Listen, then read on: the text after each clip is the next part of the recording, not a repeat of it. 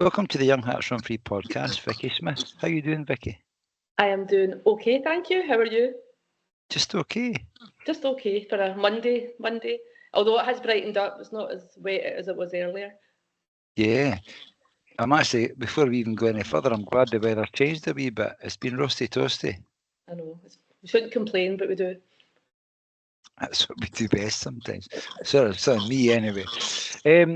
Right, before we go any further, we like our guest to introduce himself. So, in your own words, Viki, who is Viki Smith? Tell us about your running journey. Okay, so I'm Viki. I live in a wee village in Renfrewshire. I actually live on a farm just outside Bridgewere and Kilbarchan. I've been running now for probably about, well, we use that term loosely. I've been plodding along about 16 years maybe now. Started off running lengths of the football pitch in Port Glasgow and walking the short ones. And then joining my friends, just running around the schemes of Port Glasgow and all around. See, I'm saying sorry, I've missed a bit. So I was in Inverclyde, but I'm now in Renfrewshire. So I started off in Inverclyde, and that's the reason I ended up joining the Harriers. So it's the Greenock Glen Park Harriers Club that I'm in. Most of them will say assuredly, because I've not been going too much of lately. But yeah, I'm still proud to wear my Harriers vest and turn up when I can. So yeah, it's been that. I've lived here, got my son Dale. He obviously was a bit younger when I was in Inverclyde, so I had to kind of work my runs around him. But then he got to an age I could leave him in the house, and it was a free rein, and running pretty much took over my life. And that's the only way I can put it. It's became a very big part of my life. Although I struggled with, like, when I first started, 5Ks and 10Ks used to kill me. I struggled big time. Still do struggle with them, to be fair. But yeah, just kind of keep plodding on, turning up, seeing how it all goes. And you're sort of went a wee bit longer with distances than 5 and 10Ks. We'll get to that. Yeah? Aye, get to that. So tell me then about Greenock Glen Park. I'm also an honorary member of Greenock Glen Park. You are indeed. You've got the famous tie. Got the tie. So what's that brought to your life, Viki? Oh, can't even begin to explain how much. So basically, the reason I joined the Harriers, obviously, when I first started running, I thought running clubs were for the fast guys and the elite people, and I was always a bit scared, so I just wasn't really interested until I seen a post, and it was obviously the friend in common we've got, Alan O'Rourke, had put a post on, anyone from 9 to 90 can come along to the club, don't be scared, blah, blah, and the usual. Alan, he's like #1 for getting people joining up for the Harriers. That's one of his roles. He's a social convener as well. He's a bit of wears every hat in the Harriers. He's one of the main coaches as well. Takes all and they started a new beginners group as well on a Friday night. So he's very much involved in big time in the club. But what it's brought to me is the friends that I've made over the years. Brought so much to my life. Lovely people. So a bit emotional when you talk about it. But it's all good. Yeah. And you know, it's okay to get emotional. We like emotions. That's all right. And we've had people speak before about the running club, and it's more than just going to a running definitely. thing. You know, there's the social side, there's the human side, there's a whole heap of things come along. So it's nice to hear that it's impacted on you that same way. And then we're here to speak about a specific event, right? It wasn't a 5K, it wasn't a 10K, it was a wee bit longer than that. It was. About 175 kilometres longer than that. So, give us you're wearing the vest. Proudly. Yeah, the Trail Menorca. I'm going to try my best. Camí de Cavalls. Yeah. Oh, perfect. That's so, what I was saying. Whether or not it's Spanish perfect, I'm not sure. That's all right. So, explain to us what the event is. Basically, it covers the whole circumference of Menorca, the race. There is 7 other distances, so basically it ranges from 11K right up to 185K, and it's got a relay option as well. I'd never heard of it in my life before, but me and Andy ended up in Menorca last September. My stepdad, he had to get his below knee amputated just in April last year. So him and my mum had this holiday booked, and my mum was a bit nervous about going, obviously their first time abroad with this mishap happening, or this really a big change in my stepdad's life. So we decided we'd go along just to make sure they got there okay. And we ended up we're in the same sort of resort, but a wee place called Arenal de Castel, and it was beautiful, stunning place. But there was these wild goats we spotted from the hotel, and we were like, oh, just looked like a spare bit of ground. So we headed over, and sure enough, there's this post, something similar to the West Highland Way, I suppose, and it said Camí de Cavalls and had numbers on it, and this wee horseshoe on the top of it.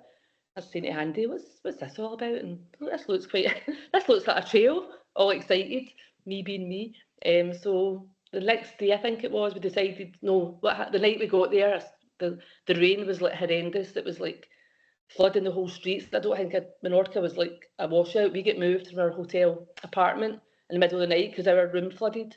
So it was really, really bad rain. So we did try and run that next morning. We only got so far, maybe about 3k in, and the road was so flooded we had to come back. But the seed was planted then, definitely. And we did eventually get out. We did about 10k on it, and it was lovely. It was beautiful, and it was all like kind of this red volcanic kind of rock. And it obviously had all different. The bit we did was mostly that, and then it had a wee bit of a trail path, I suppose. But it was just, the seed was planted, and I was like, I need to find out more about this. So sure enough, I'm back in the hotel, lying at the lounger, Googling it. There's a race. Oh, there's a race, Andy. And he's like, oh no, here she goes. I was like, oh, you can do the whole island. How amazing would that be? And he's like, not even realising what it entailed at all. Like, just me and my big size 5 thinking, I'm going to have a look at this. So it was, and then the first weekend in May, and there was no flights from Glasgow. It was just a week too early. So I said to Andy, that's annoying. I said, I'm not going to bother. It's just too much hassle. We have to fly to London, blah, blah. Fly from somewhere down south. So just leave it. He's like, all right, then, that's fine. So he was quite like, yes, she's gave up. And then that was in September. And then I went along to the Jedburgh 3 Peaks Ultra in October. And it's still in my head. And then I met up with Mark Caldwell and his partner, Karen, at the end of the race. And we were just sitting blathering about it. And he's going, why, just give it a go. I said, I'd love to give it a go, but I don't, it's just too much logistics, too much hassle. He's like, it's only a hassle if you want it. And I was like, well, I know he'd helped people in the past with like programmes and like obviously helping them like work out. I said, well, are you willing to give me a hand if I do go for it? He's like, aye, let me know when you sign up. So that was October, obviously. Then I went out my head again a wee bit, and I was like, no, just forget about it. I'm not fit enough, blah, blah, blah.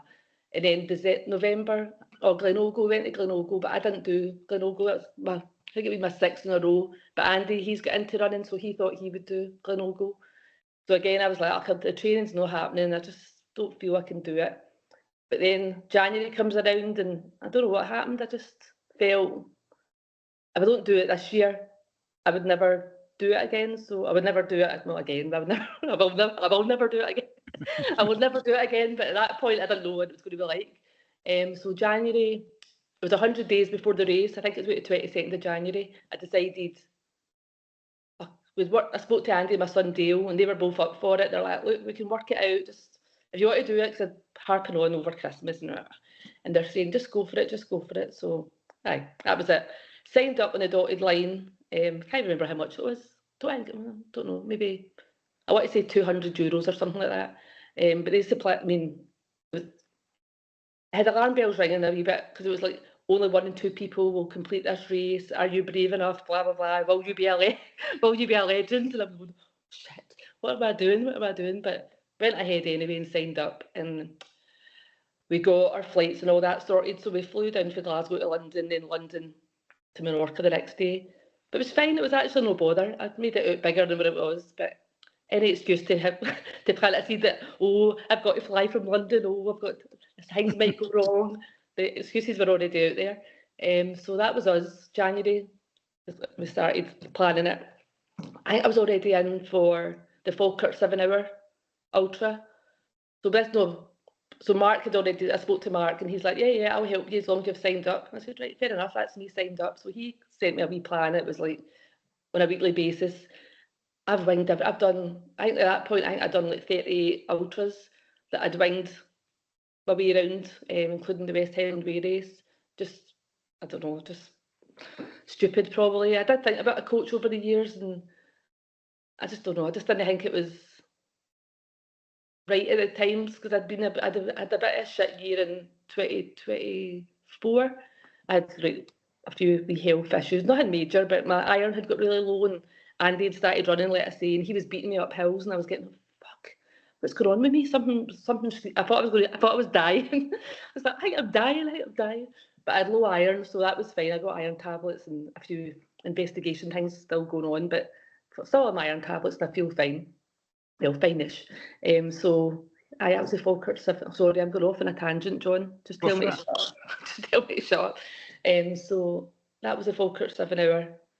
Did all right. I think I got maybe 42 miles maybe for that. And I felt all right. I felt quite good the whole way around. My friend Paula, she gave me a cup of tea and had a wee hot cross bun. That's my kind of go-to. I like a wee hundreds of butter hot cross bun. So that was me away round again, and that race went fairly all right. I think I did. Can't remember my position. I think I was maybe fourth in my age or something like that, but it was fine. And then, oh my God, the John Muir. So that's been one of the ones I've always done, kind of since I think it's maybe I don't know, maybe a good few times I've done it anyway. So that was coming around in March, and I've signed up for that as well. It was terrible. The heat was so bad, and I'd worn my Harriers vest, but honestly, the chafing I got was so bad. And I was thinking to myself, if I'm going to run around Menorca like, I don't know, 3 times, nearly 4 times this distance, I better sort myself out and don't be getting chafed like this, because it was right around my waist, and I couldn't decide if it was my shorts or my race pack, which was a Solomon one, so it was, I don't know. But anyway, I was like, I can't wear this vest. I can't risk being cut to shreds. So I bought a couple of t-shirts, like seemed to be lighter, better, maybe slightly better quality than my vest. I wore them a couple of times and it just seemed to work. So I thought, right, I can't wear my vest. I felt terrible because I like to wear my vest at my races, but I just thought no. So I had my Harrier buff. I had one of your buffs around my wrist for the Friday, and then the Saturday I changed to the Harriers one. But before all that, what did I do? Like, I'd been still following Mark's plan. Like, he'd been sending me speed work. I never done speed work. I hadn't done speed work for years because I'd been avoiding the Harrier sessions. I used to think when I did speed work, I would always pick up a wee niggle. Don't know what I was doing wrong, but whatever Mark done, it kind of seemed to work.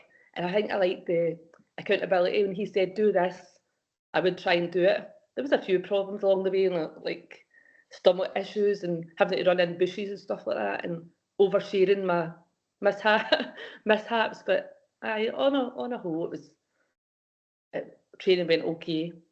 So can I ask, what would you say to Mark Caldwell just now? Oh, he knows he's a legend. He's like, he knows it. I think, like, without Mark helping me out, I don't think my race would have been the same race.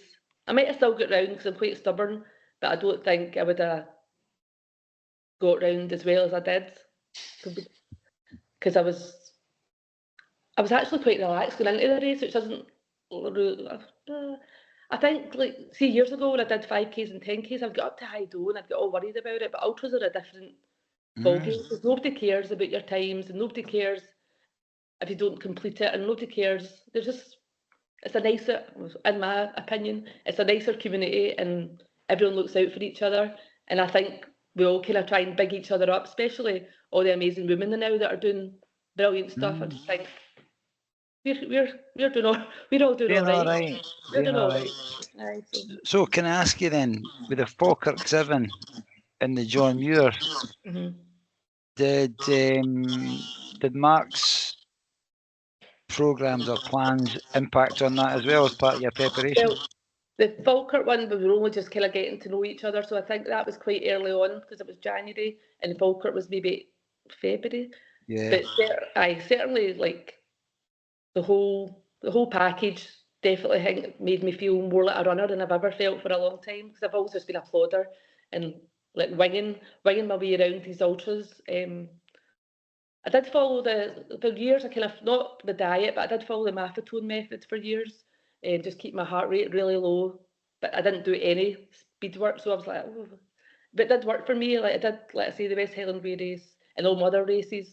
I usually did not amazing, but good enough for me that I was happy with them. Like the West Highland Way, I'm definitely a one and done. I'll not go.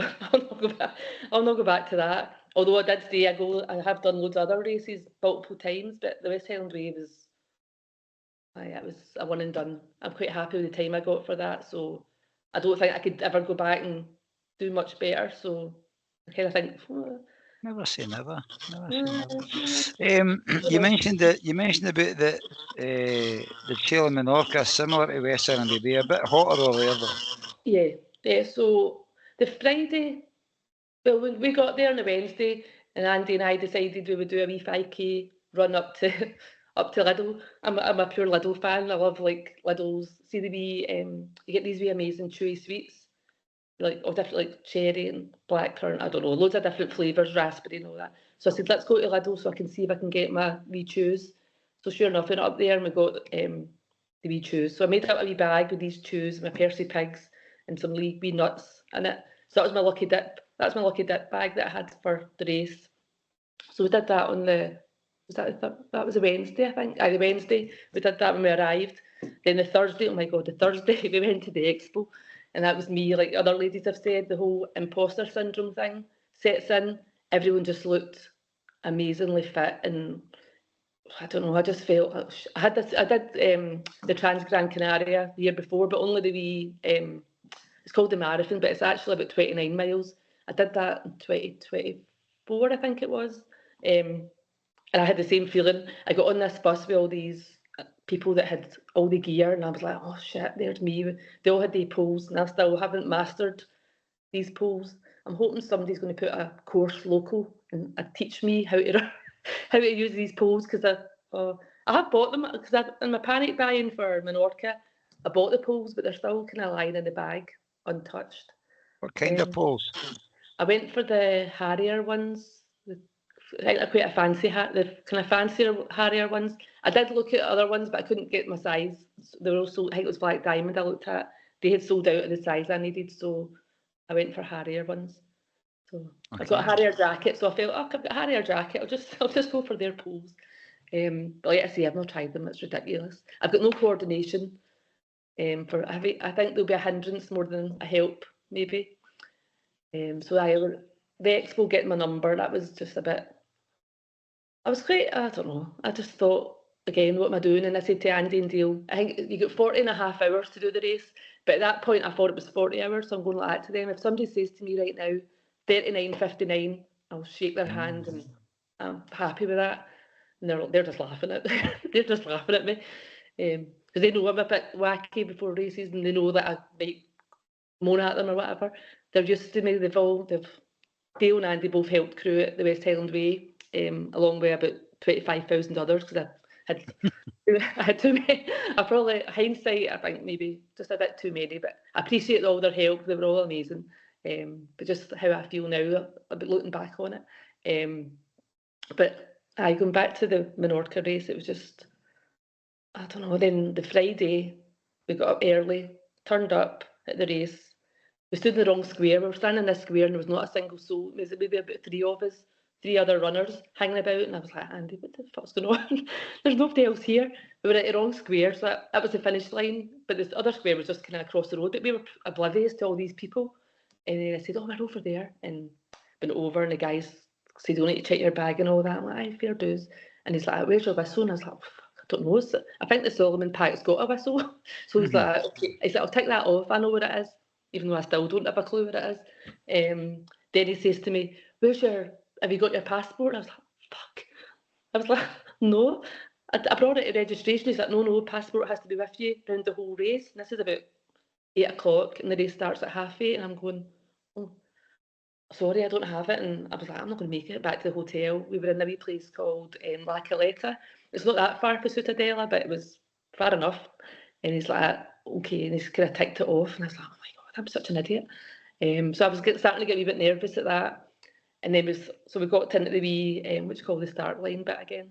Wee bit, where you'll gather. I can't remember. Is it I don't know. Anyway, we're in this bit. Aye, that's the word.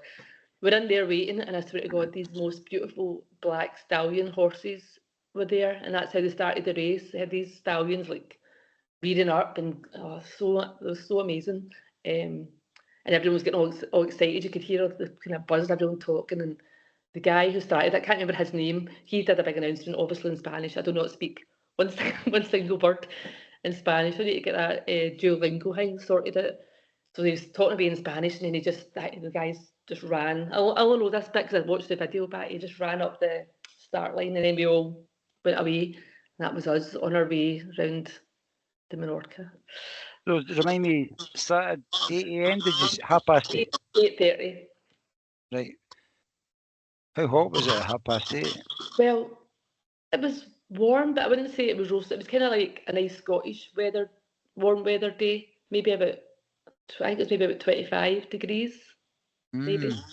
I need to look back. I can't remember. It was warm enough. It was warm enough on the Friday. But I'd say the Friday was a kind of funny day. It was kind of like a bit like here. We had the overcast. We had warm. We had did we have any rain during the day? No, I think that came later. But it was lovely. And obviously, I'm relying on people speaking English. Do you know what I mean? Because I don't speak any Spanish. So I did have a few chats with a few people just at the start and kind of getting on our way. But apart from that wee bit, there wasn't much for a wee while later. But that was. I'm having a wee look. 171 people started the 185. So. No, I think 300 now, because 320 odd started, because there's two start times. There's a 40 and a half hour, and then there's I think it's 33 hours. So I opted for the 40 and a half because I thought, I'm not, which was in hindsight the right thing to do in the time I got for the race. Anyway. So there was 2 waves. Yeah. So mine was 8:30 in the morning, and the later one was 3:30 in the afternoon. The reason I was asking that question, Viki, is after a while, did you always see people, or was there times that you were on your own? No, there was times I was on my own. It was, especially during the night, it was awful. It was scary as anything, because I didn't realise what Andy told me probably March time. He's like, something about, he happened to drop in conversation. There was like, you'll be running about 10 hours of darkness. But in my head, I was thinking like the West Highland Way, like it might get dark at 10 o'clock at night, but it starts getting light. If it's a nice day, it'll start getting light maybe about back at 3 in the morning or whatever. He's like, no. He said, you're talking maybe 8:30 at night, it'll start getting dark over there, and it won't get light maybe till back 6:30, 7. I'm going, shit, man, what the hell? So I took myself up to Bridgeorchy, and I ran from Bridgeorchy to Glencoe on my Todd. I don't even think I put it out there to any friends. I think I wanted to do it on my own, because obviously I'm going to be in Menorca on my own. I think I told a few of the girls, but nobody really volunteered to come along, so I was like, oh, fair dues. So I ran along. Andy Park dropped me off at Bridgeorchy, and he drove up to, luckily we've got a wee camper van, so we're quite good, lucky that way. So he went on to Glencoe, and I felt like I got there, and it was obviously long, but I felt like it was dead quick. And my head torch is amazing. It's honestly, I think you can see me face space. It's like it's so bright, but it's a bit heavy, which I found out. What is a head torch? What one? It's that is it the Phoenix something H65? I don't know. Phoenix something or another. So I had it. So I'm a total bumper. So I had it in the bright orange colour, and then they brought out a kind of purple and black colour, and I was like, I like that one. So I said to Andy, since you've started doing ultras, and we've got the van, and maybe need to go out walks in the dark, I said, I think you should take the orange one, and I should buy, or you should help me buy the new one. So I bought the black and purple, so it's just a bit nicer. So we've now got 2 of these torches. I think they're about, I don't know, just about 100 quid each. But they're really, really good. So how was your run across Rannochmoor then? Oh, brilliant, man. I felt, see that Rannochmoor, me and I don't get on very well. I've had a few cramp issues on Rannochmoor just before Glencoe, and it's been terrible. Like during the Devils, I think twice during the Devils, I've got cramp at the exact same spot. So that day I did it, it was like a pure nice wee night. I didn't start dead late. I started about, because obviously it's pitch black up there quite early in that time of year. I think I started about 8:30, and I felt like I got there, like Glencoe, I don't know, not quick in other folks, but quick for me. I felt like I got there just a back of 10 or something. So I was quite pleased with that. And I felt more confident. I felt, I'll be fine. This head torch is brilliant. I did see some deer's eyes in the woods, but I knew it was deer, so I wasn't really put off. But in Menorca, oh my God, I started freaking myself out at night time because, I don't know, just this terrible, well, it was beautiful, but terrible at the same time. This lightning storm started, and it was more lightning than I didn't remember hearing the thunder, but the lightning was so, like, I don't know, like so loud, like crackling. I don't know, it was hard to explain, and I felt like it was striking. I was on the beach at this point. It was striking the sand right beside me, and the rain was pelting down. And I was like, oh man, but it was still that muggy way, so I didn't bother stopping and putting a jacket on, which was probably stupid. So I got further in and I was getting a bit, I can't remember, was that before? Oh no, I missed a bit. So rewind a wee bit. I got to the 50k mark, I think it was. I got to the 50k mark, and Andy, we decided, so there's 14 checkpoints, and we decided that Andy and Dale would meet me at 2 of them. So one of them, the first one, the 50k, is one of the main checkpoints. So for you, like the food, oh my God, you get a red, amber, and I think it was red, amber, and green food rating. So red was kind of your basic, which was still amazing. Like you get fruit and sweets. Amber was like jam sandwiches and pizzas or whatever, and still your fruit and your sweets. And then the green one was like all the food you can imagine, pastas, everything, soups, eggs, everything. All the food was amazing. I took all these gels, and you had to write your number on all these. So I wrote my number on about 40 gels, and I never used one of them. So I've got these gels in the cupboard with 303, which was my number, written on them. So we got to this checkpoint at 50k, and it was maybe, I don't know what time it was, but it was getting organised for the night, and I'm going, right, I've got my phone charger, I've got my head torch charger, and then my watch. I was like, fuck, I don't have a watch charger, and I was kind of rummaging my bag, scared to tell them to, and I was like, fuck. That's my only way. See, they don't have a tracker. All you had was like the one that when you cross over the mat, it told you like she's crossed over the mat, but didn't have a tracker that folk could dot watch you. And then my Coros watch, I didn't like have a study of it. I didn't have anything. I didn't have a map, right? So I'm a bit clueless that way. I only had my watch, and I thought, shit, this watch isn't going to last me. So I don't know how it was. I was using it for navigation, so it was running short. And I'm saying to them too, you'll need to go and get my charger. And they're like, what? And I was like, I forgot my watch charger, and that's the only thing. And they're going, how much percent have you got in it? I was like, look, I need it. So we're in that, I can't remember where that was, but it was the other side of the island. So they had to go back to Ciutadella, near Ciutadella, to get the watch charger, and then go to Mahon, which is at the other side of the island. So I think it was about €150 in taxis to get there. So thanks guys. But when Andy got to the checkpoints, I said to him, go to the 100k checkpoint. That's one of the main ones. I'm going to spend a bit of time there so I can charge my watch. So they went there, and there was no drop bags there yet. So there's Andy trying to explain to this guy. Obviously, he can't speak Spanish either. We're a bit like stupid. And he's saying to the guy, look, my wife's forgot her charger and blah, blah, blah. And this is it here. And the young boy he understood. He's like, yeah, that's fine, no problem. So Andy phones me and he's like, right, that's me. Your drop bag's not there, but it's all good. We've left it with this guy. And I'm like, right, what's his name? Oh, I don't know. I didn't ask his name. And I was like, oh, what do you look like? Just a young Spanish guy. Oh, fucking hell. So in my head, I'm thinking, I've got another 50k to go to get to this checkpoint. Is my watch, is it going to be there? Am I going to be able to find it? Is my watch going to last? Blah, blah. So I'm running along. I think at this point, Andy had phoned me about 10 times. So and I was like, Andy, stop phoning me. I'm trying to run a race. Come on. And he's like, well, just hope it turns up. So I was like, it's fine. So it was all good. We got to the checkpoint, and I was kind of saying to folk, I'm going, oh, this charger for nothing. They're looking at me and going, what are you talking about? And this young boy just appeared out of nowhere, and he's like, and he spoke better English probably than me. And he goes, oh, it's in your drop bag. I was like, oh, I didn't even think to look there. So that was all good. But see, the power bank thing and my charger, it was so hard to like hold it in. I'm not, maybe because I'm not used to doing it, but I felt like my charger wasn't great, and I was kind of holding it and sitting there panicking. I only had 10% at that point, so just as well they did find my charger. I'd have been still running around Menorca. But these are the things that can get in your head as well. you know. Totally. And what about the trails? Are you on trail, or are you going through villages and stuff?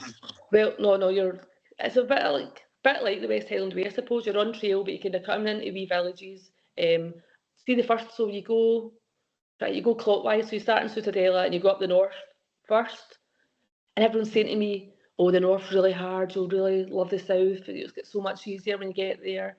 But I loved doing the north. It was kind of more. I felt it was more green. It's more lots of grass, and there was some of the volcanic stuff, and there was a good few climbs from the beaches. They sent you up, obviously, and then they sent you back down again. But I did. I loved the Friday was brilliant. Everything went so well on the Friday. I was running at every checkpoint shouting Scotland like a total idiot. Like, yeah, Scotland! Feeling like, I don't know, they were like, shut up, Hen. What are you talking about? What was your favourite thing to eat at the checkpoints? Oh, they had this, just like pasta bolognese, I think that was what I went for every time. The pizzas were nice, and then I did have a few jam sandwiches as well. I'd still had my hot cross buns, so that was my wee, I had them because I think they're just amazing. They just seem to work. And obviously I had my wee sweetie goodie bags. Oh no, and I had a bag of Cocoa Pops that it featured quite a wee bit, 'cause I kept on looking for milk, and the checkpoints, I don't know why they never asked for milk at the 100k one. I think that was too early. That was about 1 o'clock, back at 1 in the morning, I think I got there. But those Cocoa Pops, the next checkpoint I got to didn't have milk, and the supermarket wasn't open, so I was kind of crying at that point. And my feet, oh my God. I'm sorry, I'm jumping all over the place. Let's go stick with your Cocoa Pops. Did you eat your Cocoa Pops at all? Well, I didn't get them until I got to Santa Thomas, which was quite a wee bit in, because I'd seen I met Andy, so Andy and Dale came to Santa Thomas. That was the second checkpoint. I seen them, and I felt that was quite close to the end, but it wasn't. It was not. And my feet were so bad.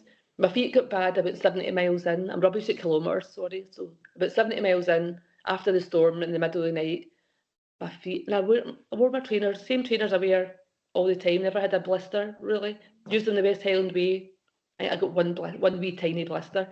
But what was your shoes? I wore the Brooks Cascadia. I can't remember what number.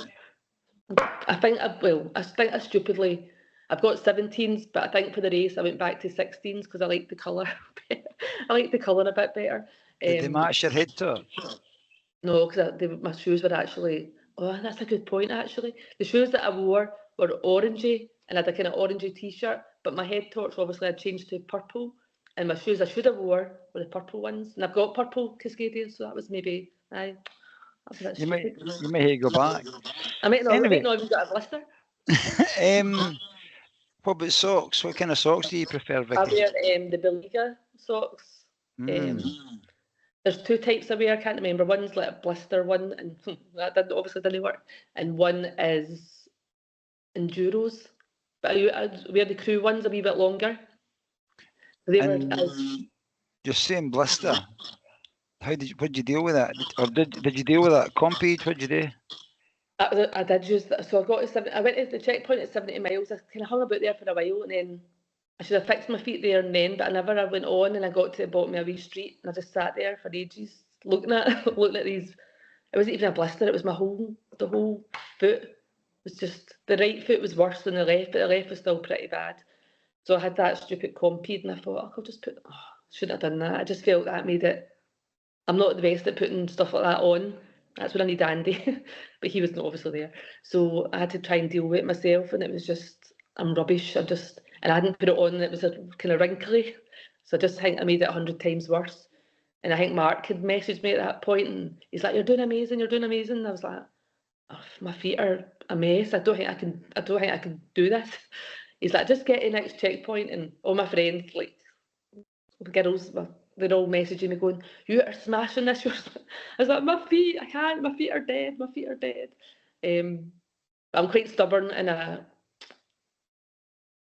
kind of knew I wasn't going to. Well, hindsight now, I'm saying I was never going to give up. But at that point, I was kind of thinking, "What are you doing? This is ridiculous."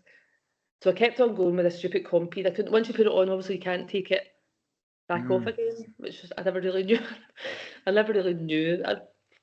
I'd never used this stuff before, so it's my own stupidity for not looking into these things. So listening to the podcast after it, I now know your podcast. I now know maybe a bit more about feet. And my friend Lorna, she got me that book everyone's talking about, the Finding. What's it called? Fix your feet. Yeah. So I'll be rocking up at all the races like pro next time. But that was just awful.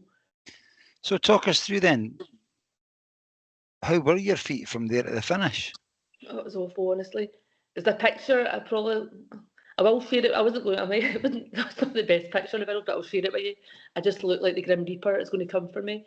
I look dead. I look annoyed. I don't know. I just look done. I look done, and I think that was only maybe about 80 miles in, so I still had what's that?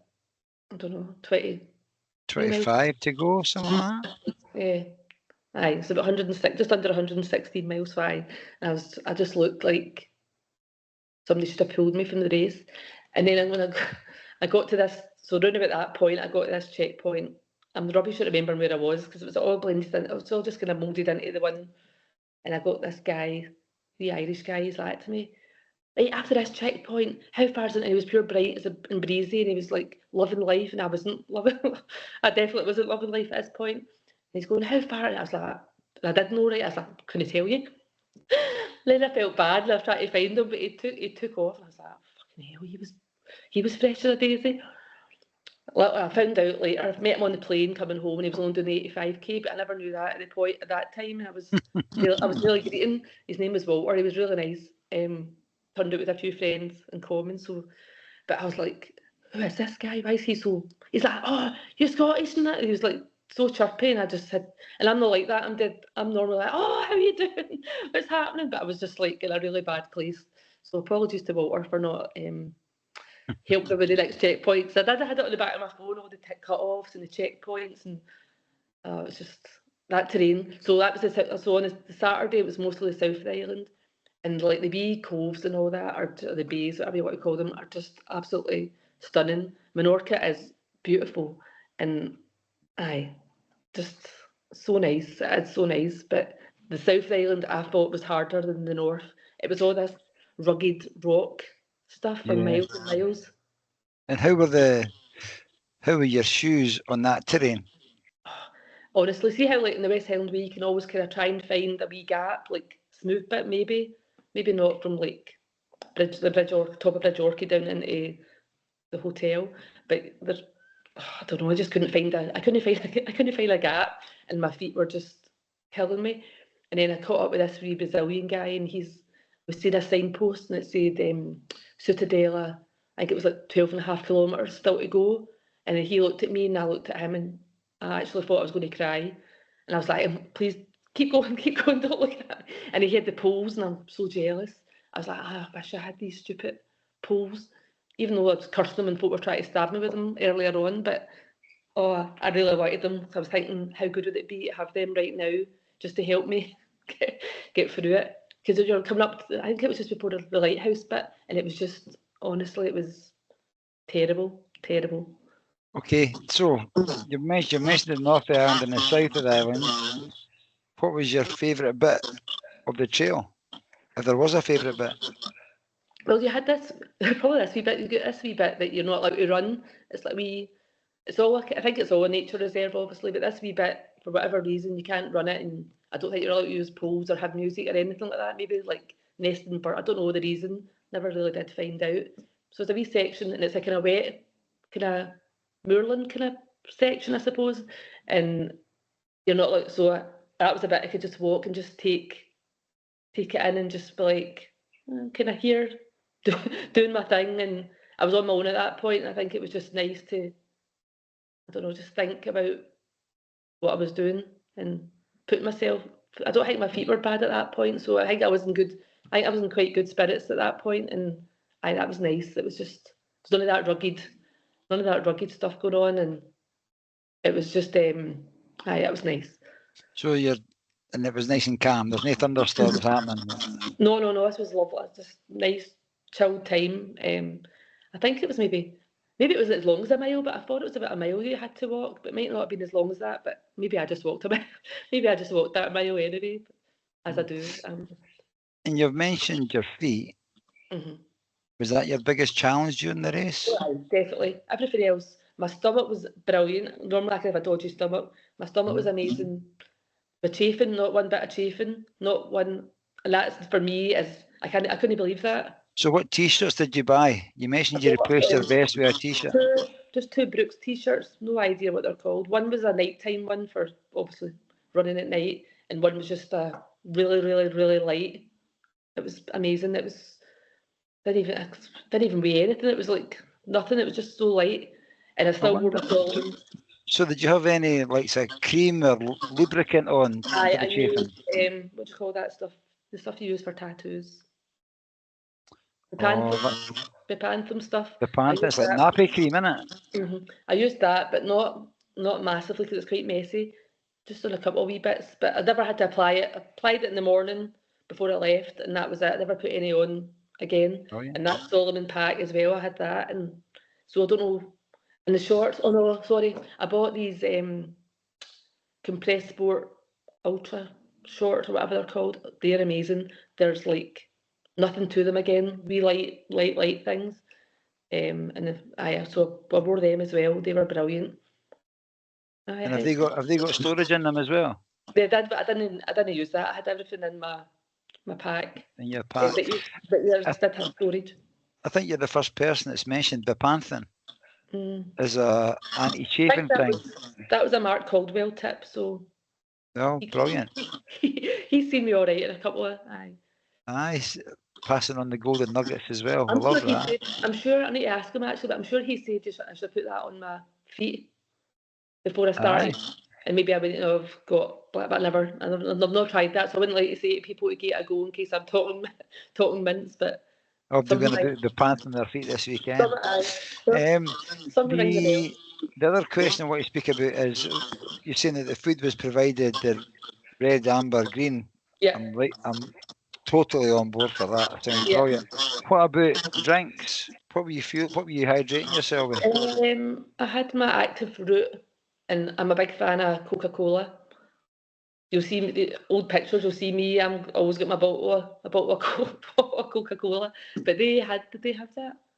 I think they had that, but I still had a can just for emergencies in my pack. And do you not mind it fizzy? No. Oh no! I quite like it. I'm not. I see these people that say they need to have it flat. No, I don't care.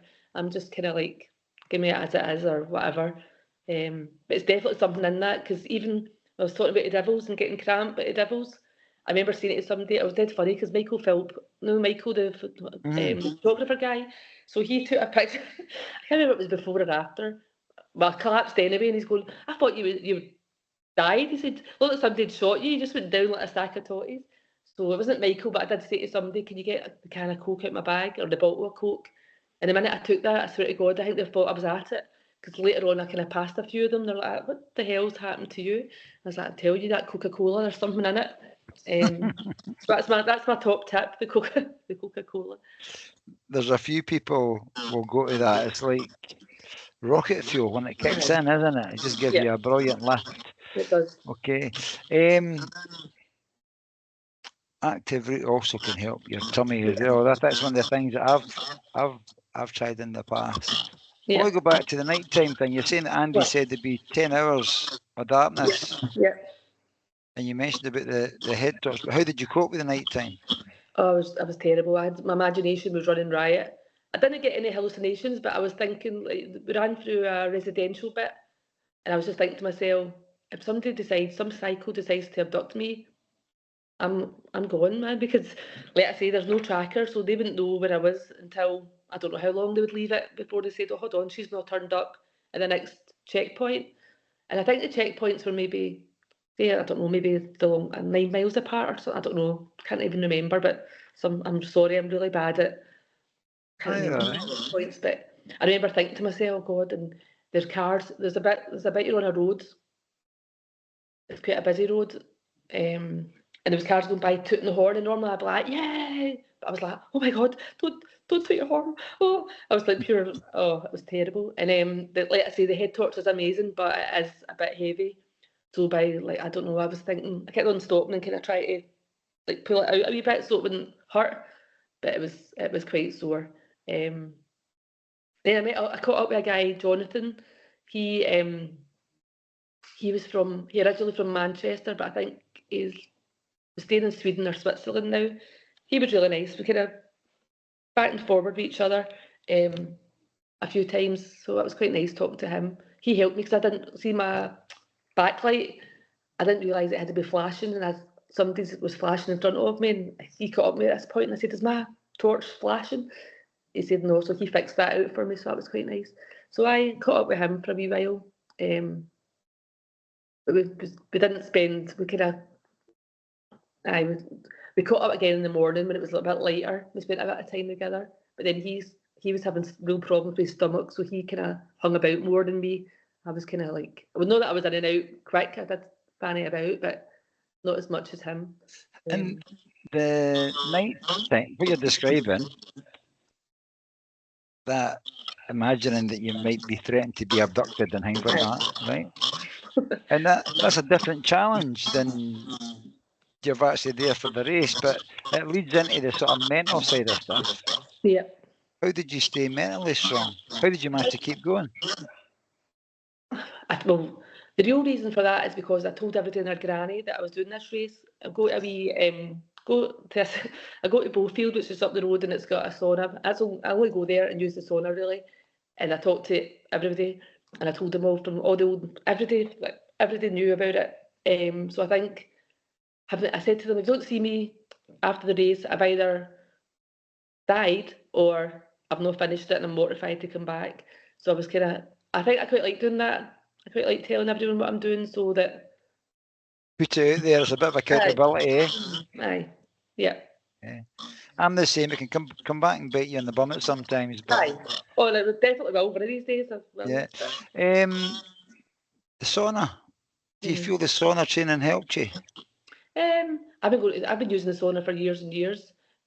So I probably did. It probably did because I remember I was laughing at Rachel's podcast a wee while back, and she was talking about she competes with people in the sauna even though they don't have a clue that she's doing that, and I do exactly the same thing. So I sit in there and I kind of go, he's as a challenge sometimes because some of the older guys are brilliant. They can just sit in it like for ages, and I'm like, come on, get out. I'm sitting there straight, like, hurry up. But it's brilliant, though, and they don't know they're in a competition. I bet they do. Do. Maybe. They're probably the same. They're like, oh, she thinks she's winning here, but it's quite funny. So that made me laugh when I heard Rachel saying that.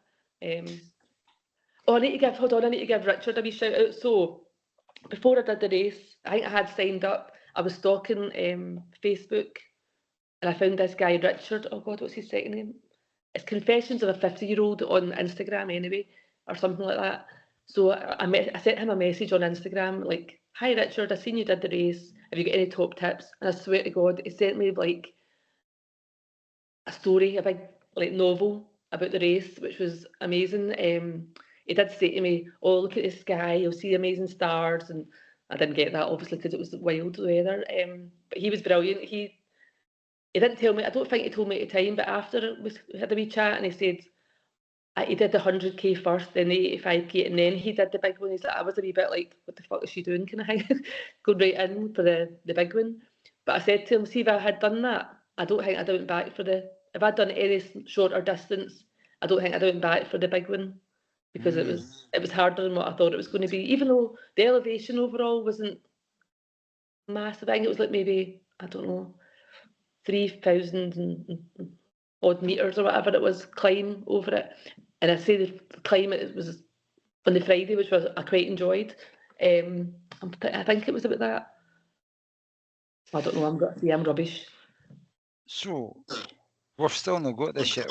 Why did you sign up for the 185? Got to do it. Just got to do it right. Just dive right in there, and I don't know. Go big or go home. Aye, basically, it was one of the ones like I'm just going to do this and put myself out there and just see how it goes. I had done the West Highland Way race in 2023, so I didn't do much. I didn't do much big stuff in 2024, but I did still do quite a lot of ultras, even though I was feeling a bit meh. And I'm just trying to work out how many. I'm just doing this, so it's about just under 10,000 feet elevation for those folk that work in feet. So you're talking 3 Munros and a bit. Aye. So, it was. I just...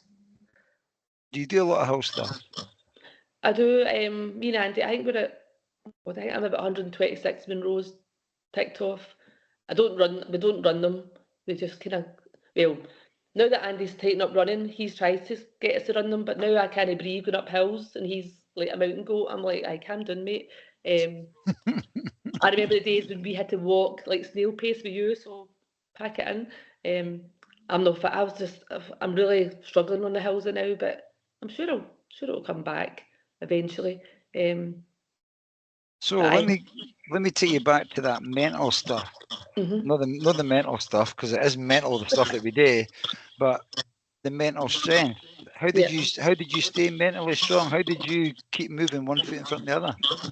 I think I've had these socks, like the Beleaguer socks for years ago, and they said on them dig deep, and I think that just sticks with me now. Like, I think I'm not the most physical, like, fittest person in the world, but I'm stubborn, and I suppose I'm mentally strong. Like, I won't give up. I won't give up easily, put it that way. I'll just kind of I'll try my best. I'll try my best to just get my best shot. Your best is done all right, eh? That's all you can do, isn't it? That's all you can do. What about any mantras that you use?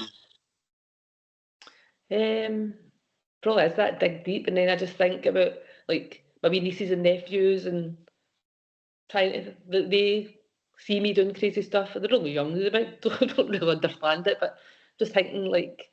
And even like anybody like knows me, like knows I struggled with 5Ks and 10Ks when I started running. I used to run 10Ks in my wee water bottle and struggled to get... like, I chased sub 50 for so long, honestly. It was like a battle I had. I could never get under 50 minutes for a 10K, even though I'd been trying for years and years. And see, the minute I slowed down and looked at my heart rate, that's when I got my sub 50. I was doing all these classes and talking about like a maniac. And so I think inspiring people that think, oh, she can do it, I could maybe do it. I love that. Be inspired and be the inspiration. And you mentioned, I don't know if you were recording it before, but recently the focus on women in sport and women that we know has been quite brilliant. So, and also if your nieces and your nephews are looking at their mad auntie, and what you're doing is normalizing belief in yourself to do stuff, which is absolutely really inspirational. So power to you, Viki. I love that. I love that. I bet they're really proud going to school or whatever it is, whatever age they are, and they're saying, have you heard what my auntie's doing now? I know, it is a bit crazy. It is.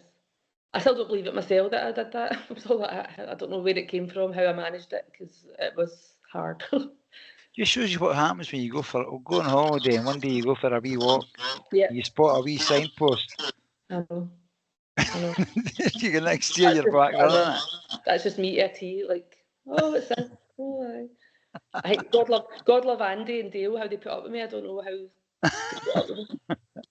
So let's talk about getting to the finish. Let's talk about coming into the finish, right?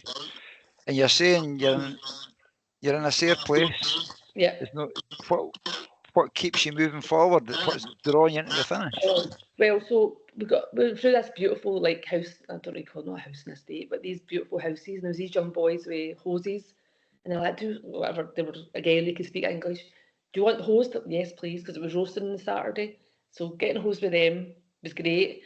And then I think maybe about 5.5K from the finish, you run past the bottom of my hotel. So I see that there's one of the wee coves just beside the hotel, kind of coming to that, and I just hear this voice shouting, "Go on, Viki!" And it was Andy, and I'm going, "Go on, Viki! I'm fucking hell!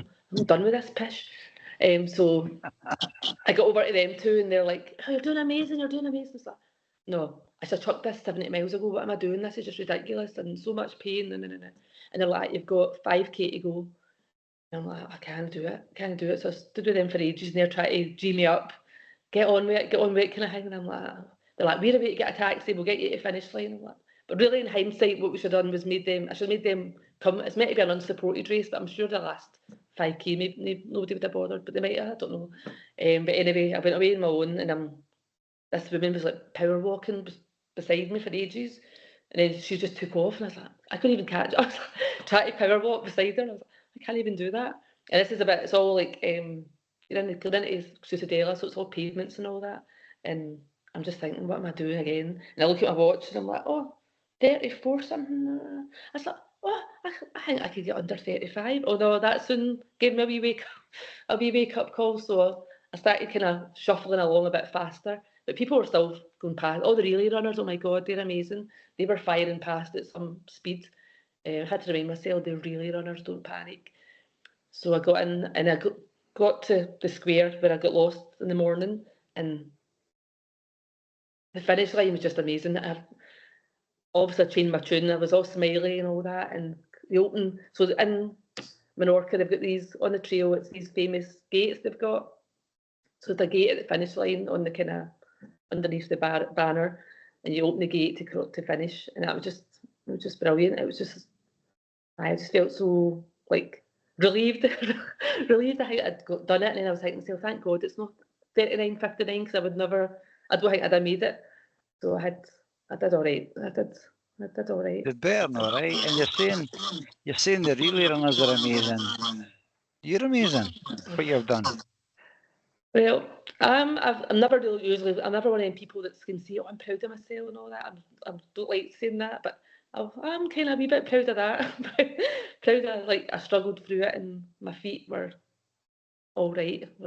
At the end, well, they were not all right. That's a lie. They turned out a disaster because I ended up off my work and everything. But that's another story. But they have this kind of this big kind of photo back thing, and it says, I've made it, I'm a legend or something like that. So they get you to stand there and it's all like fireworks and all that. But we didn't realise it was a video, you could video it. So that was quite cool. But it was an experience, I would say, but that's another one that's one and done. But I'd love somebody else to go and do it so I could go and have like somebody local. I know Richard obviously done it and he was amazing, but somebody I could chat to about it and go, what did you think? And the prize money, see, for all the fast guys out there, the prize money is bloody good. So it is. But you know what? Maybe there might be somebody for Glen Park will do it and do it. Maybe. Because I think what you've done, Viki, is you've brought it to people's attention. Folk listening to this, and what you've done, running tourism is a thing now. People go and run all these things, and some people even come to Scotland and do it. I know too. But I think you'll have raised people's awareness. I never knew about this until I seen it on your Instagram.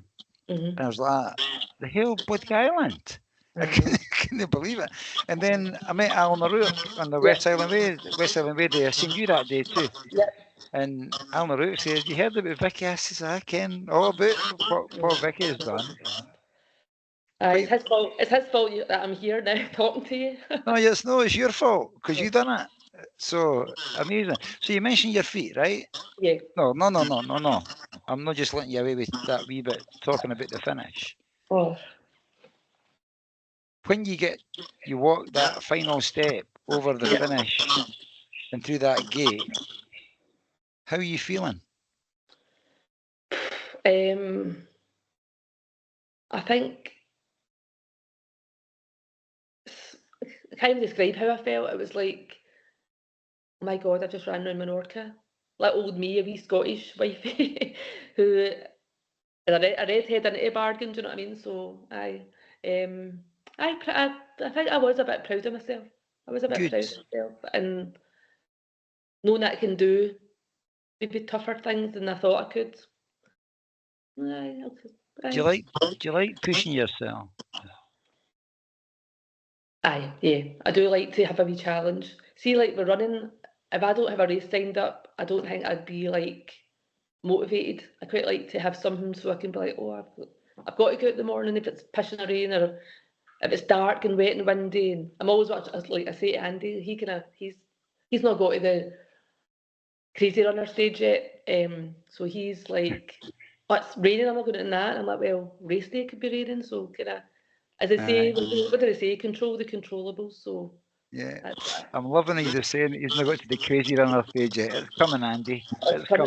He's done 2 ultras now, so he's brilliant. So you'll be inspiring Andy as well. That's what happens. Now you've used the term one and done a couple of times. So West Yeah. Highland Way and with the Camí de Cavalls Yeah. as well.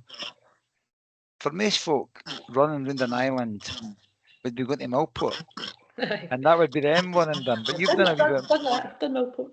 You've done Millport too. I'm not surprised at that. But a lot of folk would do that, and a lot of folk would do. You kind of folk do the coast to coast, like the drum your way all the way across and all that. Yeah. But to run round an island and to Yeah. do it in Europe in the heat and in the sun on a volcanic island, that's a different thing altogether.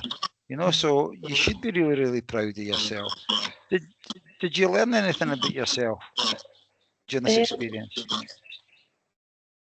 Probably to learn a bit of Spanish. I've signed up to 2 Spanish races and I can't get a word of Spanish. Hola, that's about it. Yeah, we should say you've done the Trans Gran Canaria, the one as well. Just the wee mini one. That was bloody hard, right enough. But I think just go. Like I say every day, go for it. What's the worst that can happen? If you don't manage to finish, it might be like you might feel a bit down, a bit like fed up for a day or two. But if you do manage to finish, how good are you going to feel about it? You're going to feel like that's that ticked off. I've done it. I think everyone should challenge themselves and just go for it. Go for it. Yeah. What if it all goes right? I know exactly. And we should, just to clarify, you've mentioned about 39:59 a few times. Yeah. You finished in 34 hours 51 minutes. I did. Which is, that's a sub 35 blutard, I think is the technical term to use that. And you mentioned your feet. Yeah. How was your recovery after the race? Oh, it was awful. It was awful. I ended up in a big boot, so I did I ended up for my work. It was a disaster. So the blisters were so bad I couldn't get in on my feet. So me stupidly thought I would wear my Crocs, and I think it was an old. When I went to A&E, they said it was a stress fracture, so I was pure like shit. I thought I was wearing that boot for about 6 weeks, but I only had to wear the boot for 10 days. So I think it was an old. They think it was an old stress fracture. It was maybe aggravated. So I'm blaming my Crocs because I wore them and I don't think they were supportive enough for me because I wear a really supportive trainer. I wear them adrenalines for roads and my Cascadias are really good. So that was a bit of a disaster, but my work were so good. They were like, don't worry about it, just it is what it is. Just not as if you deliberately did this. So it was, but I had nice. I had the most amazing weather when I was off work. But I was scared to. I was one of the, see, because I'm old school. I was scared to leave the house. No, that way you're like your mum would say, if you're not at school, you're not gonna. That's what I was like. I was terrified. I just sat in the house and. So when you finished the race, how long were you still in Menorca for? So I finished the race Saturday evening about back at 7, and we flew home on the Tuesday. So I had the Sunday, Monday. The Monday, Andy and I went and get tattoos. So we went and got the Camí de Cavalls horseshoe. Andy just got it because he's like, I'm here with you, so I'm just going to get it as well. So we both got the horseshoe, which was a laugh. So with a couple of days over there, I did kind of hobble up. See the restaurant was kind of downstairs, and I did hobble up and down the stairs. But I didn't feel that bad. I didn't feel my feet were a mess, obviously, but I didn't feel any problem with my Achilles straight after the race. It was about a week or so later. So I went to work. I went back to work on a Wednesday. So I was in work Wednesday, Thursday, Friday. Then I went to A&E on the Sunday because I just knew something wasn't quite right. It's a bit annoying, but that's life, isn't it? And that's a wee while ago now. How are you now? Oh, it's not been great. It's not been great getting back to it, but I'd say last week or the week before, I've started getting back into it. But I was meant to help my friend at Lorna Mitchell at the West Highland Way race, so I couldn't run, but we still went and crewed her. That's when I met yourself up at the ski centre. So we went and helped Lorna, which was good still to be involved, but I was just a bit gutted I couldn't run and help her that way. But I am getting back. I might have Lakeland 50. 10 days? I don't know. Well, I might do the 50. Oh God. I keep on saying one day I'm doing it, one day I'm not. but I think I will go and just turn up and see. Get 24 hours to do it, so. If it was happening tomorrow morning, would you go for it? I think I would, because I suffer really bad from FOMO. So I think seeing all my pals and everyone else there, Karen, Leslie, Lorna, Karen and Lorna are both doing the 50, and I know like Rachel and Lindsay are going down for the 100, and I think just seeing all their posts, I would be like depressed. So I think I'm going to start. Have you been down to it before? No, I'm a first timer. Even going down for the weekend? Sorry, I've done that. Me and Lorna and Andy went down in March, and we did a wee recce. My God, it's tough, and it looks bloody tough. It is tough, but I mean, if you're going down to Coniston to the start, yeah, even going down to just take in that atmosphere, and you can decide there how you feel. I know, exactly. You know? Exactly. Oh, no, I know for a fact. I know what I'm like. I will be on the start line and just hope my Achilles holds up and I don't have any more drama. And do you go to a physio? I've been going to a guy called Alan McPhail at the Recovery Lounge. He's been amazing. He sent me to a physio, and I went to her twice, and she was really nice, young girl. But Alan's been amazing. He recommended that shockwave therapy. So I had 3 sessions. I think, whether or not it's in your head, but I thought it was bloody sore, but I do think it helped. So he's been brilliant. He's been really good, fitting me in, and he's a gem. So I've been going to him only since January, because I used to go to one of my friends, but she decided she was going to stop the massage side of her business. So when I found Alan, I've just stuck with him. I did send Andy. I sent Andy to Alan, and he's like, oh my God, that was like torture. But I think he's brilliant. I know Stephen spoke about having shockwave therapy. He had bothered with his Achilles a couple of years ago. Yeah. And he found it beneficial, but he said it was nippy, like. Why? It's a weird sensation. So it is. Yeah. Well, it's good that you've got the Lakeland 50 on the horizon. Anything else later on in the year? So I've got Dunoon, because I like Dunoon. I've done that a good few times. That's at the end of August. And then Andy really wanted to do Tyree, so I wasn't that fussed, but he signed up for that. So that's another island I'll have. I'll ticked off. So I've not decided if I'm going to. I'll see how I feel. I might just plod around that with Andy, although he's not. He takes things quite serious now, so I mean he might be too fast for me. But I look forward to that. So apart from that, nothing else planned. We will probably go back to Glenogle, because me and the girls, the CRG girls from the east, they're all into that, and they all go along. We all go to Keighley, and we have a right good knees up. So that's a great weekend. CRG, what's that? Oh, that's the Crazy Runner girls. It's at the moment it's a very small group, but open. Andy's really happy. Anyone wants to come along and join in, they can. We're all a bit mental, but so it's. That's easy criteria. That's easy criteria, isn't it? Yeah. So we don't, because they're in the east, I don't see them that often, but we talk every other day and about all our antics. In fact, one of the girls, Donna, she just did the By the Way of the Glen two weekends ago. So that's unreal. Yeah, crazy, right enough. That's a future guest for you. What Donna is that? Donna Duncan. Ah, right, okay. She's amazing. So that was my guy all the way to, where is it? Inverness, is it? Finishes. It is, aye. It is. It's the West Highland Way and then the Great Glen, isn't it? Yeah. So double dunter.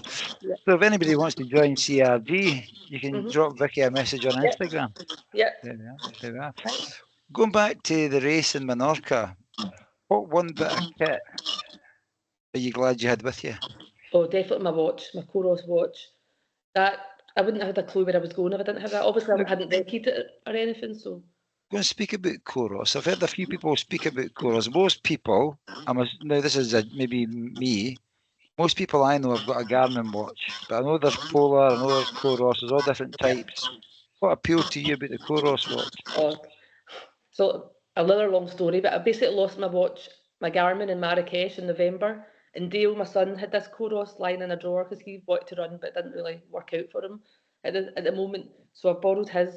I've only borrowed it because it's his watch that hopefully he'll get back to running. So I've borrowed that since November, and I've actually quite like it. The navigation's brilliant. It's so good.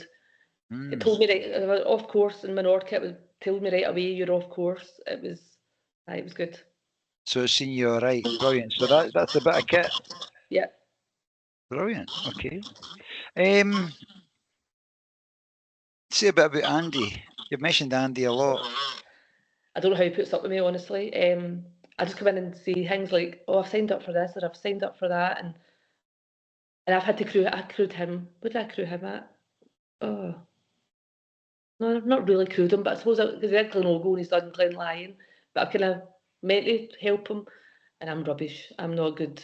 I'm rubbish at crewing. He is amazing. He just does everything. The week before, even though sometimes a month, like with Menorca, I was up to Hydo a few times, and he was like, like we went up a Monroe and I fell and I hurt my bum off a big rock and I had a big massive bruise, and I was just cursed. I was like, I'm not even doing this effing Menorca race. And he's like, right, okay, whatever. He he just goes a long way, whatever. I was impressed since you mentioned you dived in a taxi and went away to get your charger for your watch. I know. Oh. And then one of my friends, she's like, she calls him St. Andy of Cobarkin. So he's up there somewhere. Brilliant. If you had to pick a single highlight from your trip to Menorca, what would it be, Viki? I think having Andy and Dale there obviously was a big deal, and then seeing the map, seeing the completed map at the end on your Strava. I don't do Strava, but on my watch was amazing. And then obviously I was the first female 50 out of 13 ladies that started in my category. So I just think a wee old wifey from Scotland did herself all right. Did all right.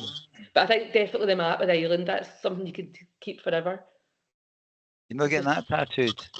I know.